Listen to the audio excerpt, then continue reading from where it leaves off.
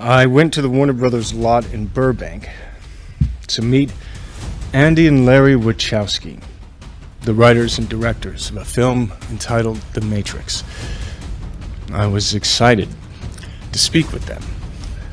They had written something that I had never seen, but in a way, something that I'd always hoped for, you know, as an actor, as a fan of science fiction.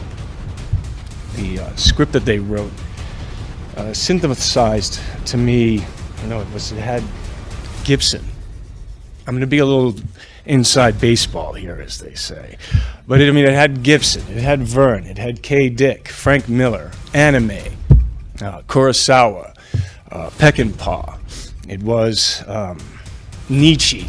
It was Buddha. It was Christ. It was themes and levels. It was dualities, modalities, realities, dreams, will, destiny, freedom, slavery of the mind, of the body, the construct, who lives, who dies, identity, sexuality, viruses, and love.